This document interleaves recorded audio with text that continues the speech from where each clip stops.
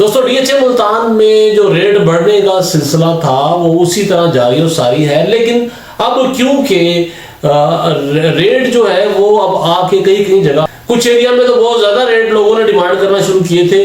Like C5 5 मरला में 60-65 लाख रुपए लोगों ने मांगना शुरू कर दिया। जी बिस्मिल्लाहिर्रहमानिर्रहीम। मैं शेख आसिफ निसार, करोड़ों दुरूद सलाम हजरत मोहम्मद मुस्तफ़ा सल्लल्लाहु अलैहि वसल्लम पर और आपकी आले मुबारक पर। रमज़ान करीम का पहला अशरा तमाम अहले इस्लाम जो है वो इसकी नेमतें बरकतें समेट रहे होंगे। दोस्तों पिछले हफ्ते जो है वो रियल एस्टेट की क्या सिचुएशन रही पूरे पाकिस्तान में, स्पेशली डीएचएस में, आए आपसे डिस्कस करते हैं। बात का आगाज करते हैं जो सबसे ज्यादा हॉट टॉपिक रहा पिछले 15 दिन का, वो था डीएचए मुल्तान।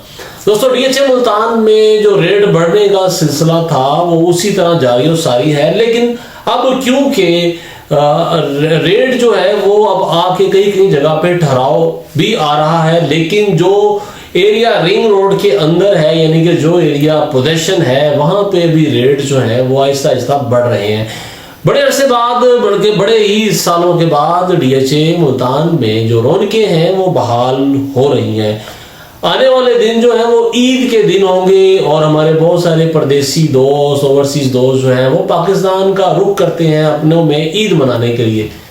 डीएचए मुल्तान में सबसे अच्छी बात जो अब मैं फील कर रहा हूँ या जो हो रही है वो हो रही है जेन्युइन कस्टमर जो कि अपना घर बनाने के लिए वहां पे प्लॉट ले रहे हैं। खासतौर पे जनूबी पंजाब के मेरे रहने वाले दोस्त, ओवरसीज दोस्त जो चाहते हैं कि एक अच्छी लिविंग जगह पर वो घर बनाए, वो डीएचए मुल्तान का रुख कर रहे हैं बड़ी तेजी के साथ।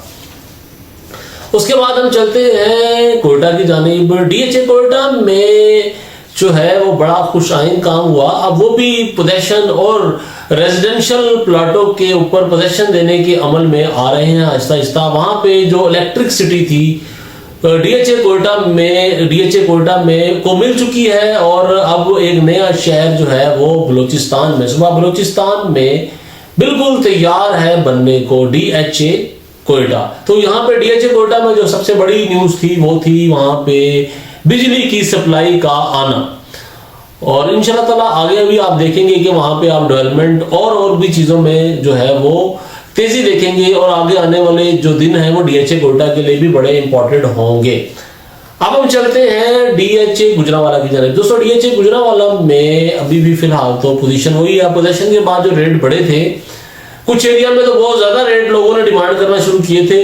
लाइक C5 5 मरला में 60-65 लाख रुपए लोगों ने मांगना शुरू कर दिया था लेकिन आहिस्ता आहिस्ता अब लोग रेट जो वहां पे ड्रॉप हुआ है और 40 से 50 लाख के दरमियान position plot cost of land पे मिलना शुरू हो गया। कनाल की पोजीशन भी कुछ ऐसी थी लेकिन अब वहां पे भी स्टेबिलिटी है। अब गो के वहां पे अब घर बनना भी शुरू होने लगे हैं, लेकिन वहां पे भी रेट्स में इजाफा हम नहीं देख रहे। फाइलों में भी स्टेबिलिटी है, जो रेट फाइलों में आपको मिल रहे हैं हमारे चैनल पे वही रेट है। उसके बाद हम सीधा चलते हैं डीएचए बहावलपुर की जानिब।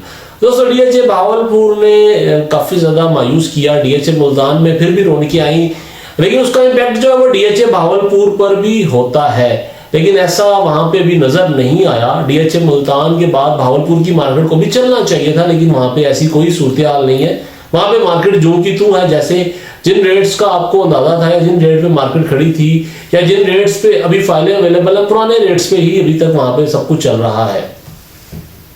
उसके बाद हम रुक करते हैं डीएचए लाहौर की जानिब।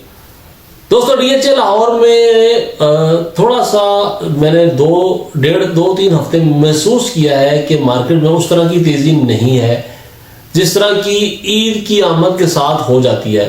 अभी ईद जो है वो 20 दिन 25 दिन उसमें पड़े हैं, और तो कबल ज़ब्त ये कहना गैर मुनासिब होगा कि मार्केट में बायर नहीं है। बायर हमेशा अवेलेबल रहता है डीएचए लाहौर की मार्केट में। जिसने घर बनाना है उसने तो डेफिनेटली अगर ये सोच लिया है कि डीएचए लाहौर में घर बनाना है तो वो 867 को प्रेफर करता है अपने बजट के हिसाब से।